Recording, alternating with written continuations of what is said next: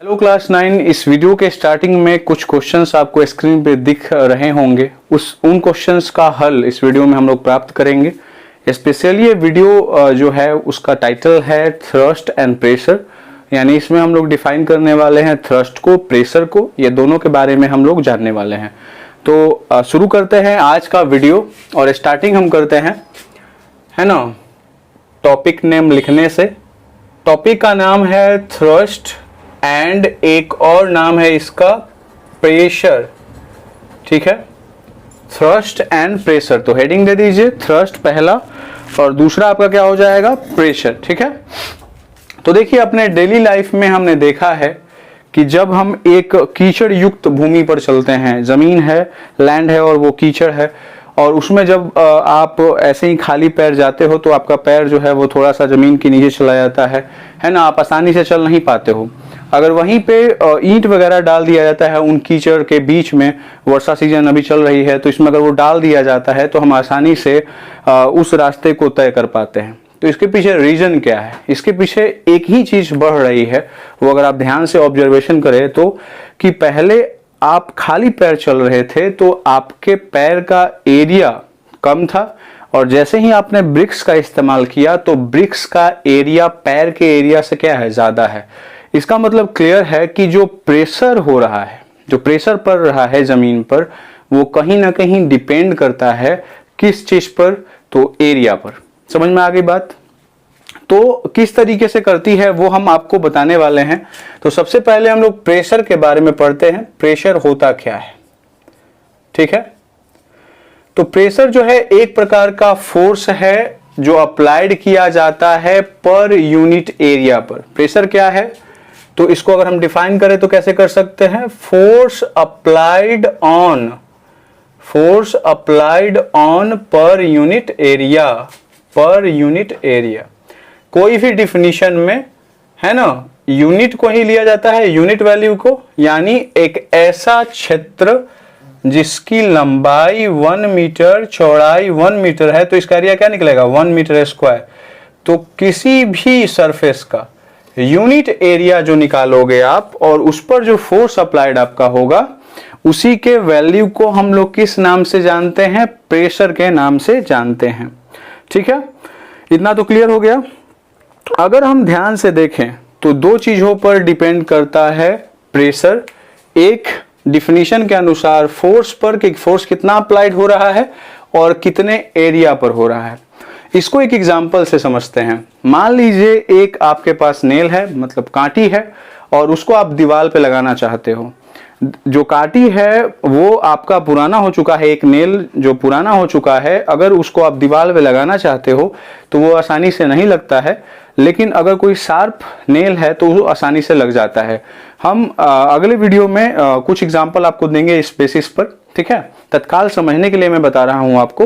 तो देखिए, अगर एक शार्प है और एक आपका शार्प नहीं है, ठीक है, तो दोनों में फर्क क्या है, जो शार्प नहीं है, जो पुराना है, उसका एरिया जो होता है वो ज्यादा होता है, और जो शार्प नुकीला है उसका एरिया कम होता है। यानी एरिया ऑफ कांटेक्ट कितना है, ये मेन है। ठीक है, क्योंकि जब भी प्रेशर लगता है तो इसमें 2 ऑब्जेक्ट इन्वॉल्व होते हैं, 2 वस्तुओं के बीच में ही प्रेशर बनता है ना, और वो फिजिकली कांटेक्ट में रहते हैं, फिजिकली कांटेक्ट में रहते हैं, यानी एक दूसरे से कांटेक्ट में रहते हैं। और किस तरीके से, फिजिकली का मतलब होता है एक दूसरे को टच कर सकते हैं। ठीक है, बिना टच किए हुए प्रेशर थोड़ी लगेगा। तो ये जो दोनों, मान लीजिए एक ऑब्जेक्ट यहां पर है और एक ऑब्जेक्ट यहां पर है, तो डिपेंड कर रहा है कि ये वाला ऑब्जेक्ट इस वाले ऑब्जेक्ट से कितना संपर्क में है। कम संपर्क में है, ज्यादा प्रेशर, ज्यादा संपर्क में है, कम प्रेशर। अब ऐसा इसलिए क्योंकि फोर्स अप्लाइड होगा जितना ज्यादा, उतना ही ज्यादा प्रेशर बनेगा, और जितना कम होगा आपका, जितना ज्यादा एरिया होगा, उतना ही ज्यादा आपका प्रेशर कम लगेगा। तो इससे 2 बातें निकल करके आती हैं कि प्रेशर जो होता है वो डिपेंड करता है 2 फैक्टर पर। Pressure depends upon 2 factors. Pressure 2 बातों पर, 2 फैक्टर्स, कारकों पर निर्भर करता है, और वो कौन कौन से 2 फैक्टर्स है उस पर हम लोग बात करने वाले हैं। फर्स्ट जो फैक्टर है जिस पर निर्भर करता है वो आपका हो जाएगा कि कितना आप फोर्स अप्लाइड कर रहे हो, तो लिख लो यहां पर फोर्स अप्लाइड। और दूसरा आपका हो जाएगा कि कितना एरिया है, ठीक है, area over which force applied, area over which force applied, यानी कितना एरिया पर फोर्स अप्लाइड हो रहा है। पहला फोर्स अप्लाइड कितना फोर्स है, फोर्स का मैग्नीट्यूड कितना है, और दूसरा कितने एरिया पर लग रहा है। तो इन दोनों बातों पर प्रेशर डिपेंड करता है। तो अगर हम ध्यान से देखें और इसकी डिफिनीशन को अगर हम कैरी आउट करें या इसके अनुसार अगर हम लिखना चाहें तो वो क्या हो सकता है, ठीक है, उसको अगर हम डिफाइन करें तो यही ना होता है कि पर यूनिट एरिया में जो फोर्स अप्लाइड हो रहा है उसी को हम प्रेशर कहते हैं। तो हम प्रेशर को डिफाइन कैसे कर सकते हैं, प्रेशर जो होगा वो आपका हो जाएगा इक्वल टू क्या, फोर्स अप्लाइड, ये फोर्स हो गया, ऑन टू द पर जैसे ही होता है डिवीजन का साइन, और किस पर, एरिया पर, ठीक है। अब ये जो है वो आपका रिलेशन हो गया किसके किसके बीच में, pressure, force and area. Question आप देखिएगा ऑन टू द स्क्रीन दिख रहा था, उसमें क्वेश्चन आएगा कि प्रेशर, फोर्स और एरिया के बीच में रिलेशन बताइए, तो यही है pressure is equal to force by area.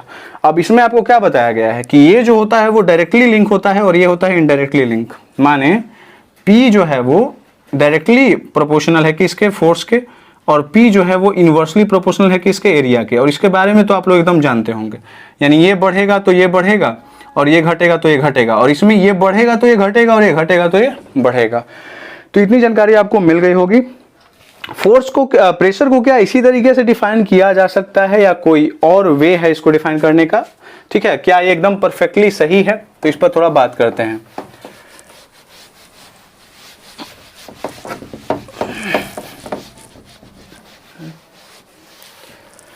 तो देखिए किसी भी ऑब्जेक्ट पर अगर आप बल लगाते हो, किसी भी ऑब्जेक्ट पर अगर आप बल लगाते हो तो उसको नीचे की तरफ आप लगाते हो, ठीक है, लेकिन जो फोर्स अप्लाइड हो रहा है वो एकदम डाउनवर्ड होता है और 90 डिग्री के कोण पर होता है नॉर्मली, अगर आपने ऑब्जेक्ट को पकड़ा हुआ है तो।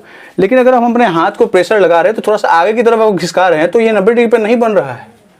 लेकिन ये जब 90 डिग्री पर नहीं बन रहा है तो मैं ऐसे फोर्स लगा रहा हूँ आगे की तरफ, कोई पीछे की तरफ ऐसे लगा रहा है ना, कोई दाएं तरफ कोई बाएं तरफ, तो एग्जैक्ट में ये फॉर्मूला पे तो फिक्स बैठेगा नहीं, क्योंकि कोई इधर लगा देगा, कोई उधर लगा देगा, कोई किसी दूसरे एंगल पे लगाएगा। तो कहा गया कि भाई प्रेशर का मतलब ये नहीं है कि आप किसी भी तरीके से फोर्स लगाओ। फोर्स आपको लगाना क्या है, फोर्स आपको लगाना कैसे है, force acting perpendicular on the surface, जिस भी ऑब्जेक्ट का सरफेस हो उस सरफेस पर परपेंडिकुलर, परपेंडिकुलर साइन होता है, पता होगा आपको। तो ये बात यहां पर समझने वाली है कि जो फोर्स होता है वो परपेंडिकुलर जो होता है वो सरफेस पर काम करता है। मैं सरफेस लिख देता हूं, लोग समझ लेंगे, ठीक है। तो force acting perpendicular on to the surface, किसी भी ऑब्जेक्ट का सरफेस हो उस पर परपेंडिकुलर काम करेगा तभी उसको हम प्रेशर कह सकते हैं, ठीक है। तो अभी हमने देखा कि प्रेशर इज इक्वल टू क्या हो जाएगा, बताइए जल्दी, फोर्स बाय एरिया। अब इसका हम यूनिट निकाल सकते हैं कैसे, फोर्स का यूनिट क्या होता है, न्यूटन, एरिया का क्या होता है, मीटर स्क्वायर, जानते ही होंगे आप, L into B that is called metre square. तो इसको और कैसे लिखा जा सकता है, एन एम पे पावर -2, तो ये भी लिख सकते हो और ये भी लिख सकते हो, कोई दिक्कत नहीं है, दोनों सही है। यानी एन बाई पर मीटर स्क्वायर को ऐसे भी लिखा जा सकता है, ऐसे लाइन दे दो और यहाँ पर मीटर स्क्वायर लिख दो, तो ये भी लिखा हुआ है तो सही है। और ये वाला साइन जैसे ही हट जाएगा बीच वाला तो ये माइनस हो जाएगा, नीचे प्लस में होता है ऊपर माइनस हो जाता है, आपने पावर एंड एक्सपोनेंट में पढ़ा होगा। तो ये आपका यूनिट हो गया। क्या स्पेसिफिक इसका कुछ नाम है, तो हाँ, इसी को हम लोग पास्कल बोलते हैं, इसको हम लोग क्या बोलते हैं, पास्कल। यानी ऐसा यूनिट ऑफ प्रेशर जो है वो एक हो गया आपका एन बाई मीटर स्क्वायर, इसको बोल सकते हो, कोई गलत नहीं है, या पास्कल। ऐसा नहीं कि ये बोल दिए तो बोल रहा है कि नहीं नहीं नहीं ओरिजिनली तो पास्कल है ना, ओरिजिनली कुछ नहीं है, दोनों सेम ही है। तो या तो आप पास्कल बोल दो या एन बाई पर मीटर स्क्वायर बोल सकते हो, ठीक है। बहुत बार जब आप 10 क्लास में जाओगे तो वहाँ पर एक आता है क्वेश्चन, बहुत बार एग्जाम में आता है, 1 वोल्ट को डिफाइन करिए, 1 एम्पियर को डिफाइन करिए, तो इस तरीके का क्वेश्चन बहुत बार आता है, ठीक है ना। यूनिट वाले वैल्यू को डिफाइन करने के लिए आ जाता है, यहाँ पर 1 पास्कल को डिफाइन करने के लिए आ सकता है कि बताइए 1 पास्कल क्या है, ठीक है। तो आसानी से डिफाइन कर सकते हैं 1 पास्कल को, कैसे डिफाइन कर सकते हैं, ये जो है यहाँ पर इसी को तो ये पास्कल डिनोट कर रहा है ना, लेकिन यूनिट वैल्यू के लिए तो यहाँ पर हम लिख सकते हैं कि when 1 Newton of force applied over unit area, जब किसी यूनिट एरिया पर 1 न्यूटन का फोर्स अप्लाइड होगा तो उसे हम लोग क्या कहेंगे, 1 पास्कल कहेंगे। तो ये तो अपने तरफ से बना सकते हैं, जब 1 न्यूटन का फोर्स है ना 1 यूनिट का एरिया के ऊपर जब लगता है तो उसे हम लोग किस नाम से जानते हैं, प्रेशर के नाम से जानते हैं। तो क्लियर इतना हो गया, ठीक है। अब ध्यान दीजिएगा, देखिए सिंबल जो होता है वो क्या होता है, सिंबल आपका हो जाएगा P और ये हो जाएगा A, that is called a pascal. एक तो पूरा होता है नाम, पूरा पास्कल लिख लो, लेकिन एक शॉर्ट में लिखा जाता है PA से भी आप उसको डिनोट कर सकते हैं। लेकिन कभी कभी क्या होता है कि ये तो स्मॉलर यूनिट के लिए है ना, n newton per metre square के फॉर्म में आ गया तो ये है, सही है, ये metre square is smaller unit. Larger unit के लिए क्या है आपका KPA भी लिख सकते हैं, ये हो गया फॉर ए स्मॉलर यूनिट, छोटे यूनिट के लिए इस्तेमाल कर सकते हो। लेकिन फॉर लार्जर यूनिट अगर चाहते हो कि और कुछ इस्तेमाल किया जाए तो आप क्या यूनिट इस्तेमाल कर सकते हो, KPA यानी किलो पर यूनिट। तो इसको हम रिलेशन कैसे निकाल सकते हैं, 1 KPA इज इक्वल टू कितना हो जाएगा, 1000 PA कर सकते हैं ना, 1 kilo pascal is equal to 1000 pascal, यही तो रिलेशन होता है। तो ये आपका हो गया यूनिट, पास्कल को हमने डिफाइन कर दिया। अब देखिए दूसरा टर्म पे आते हैं, प्रेशर और थ्रस्ट, ये दोनों अलग अलग चीजें हैं, ठीक है। कैसे, मैं आपको बताना चाहूंगा।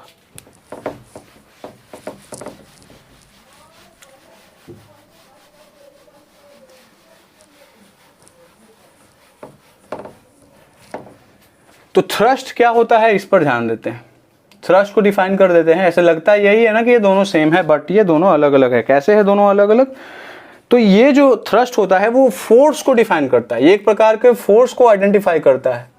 तो जो force, the force which acts, जो एक्ट करेगा परपेंडिकुलर टू द सरफेस, जो सरफेस पे परपेंडिकुलर करेगा ना, उस फोर्स को थ्रस्ट बोला जाता है ना।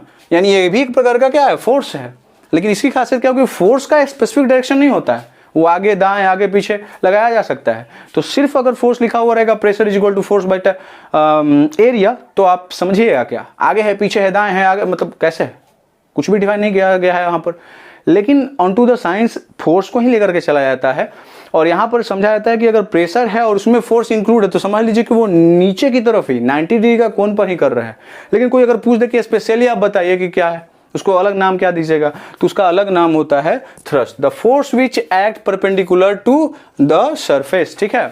तो मने कहने का अर्थ यह है कि अगर हम यहाँ पे लिख रहे हैं pressure is equal to force by area, तो हम इसको लिख सकते हैं थ्रस्ट बाय एरिया। भाई इसको हम क्या लिख सकते हैं, थ्रस्ट बाय एरिया, आसानी से लिख सकते हैं। लिख सकते हैं कि नहीं लिख सकते हैं, क्योंकि इस फोर्स को यही डिफाइन कर रहा है। ये फोर्स ओवरऑल सब फोर्स के लिए हो गया, आगे पीछे दाएं बाएं, और थ्रस्ट जो है वो परपेंडिकुलर ऊपर से नीचे की तरफ 90 डिग्री का कोण अगर सरफेस पे बन रहा है तो समझ लीजिए कि इस तरह का जो फोर्स होगा, ऊपर से नीचे तरफ आ रहा है, 90 डिग्री का कोण देखो यहाँ पे बन रहा है, ठीक है। कोई भी ऑब्जेक्ट ऊपर से नीचे की तरफ आएगा या ऊपर से अगर हम उसको हाथ से प्रेशराइज करेंगे तो वो 90 डिग्री का कोण बनाते हुए ही फोर्स अप्लाइड करेगा। लेकिन हमेशा ऐसा नहीं हो सकता, तो स्पेसिफिक नेम दे दिया गया थ्रस्ट के लिए।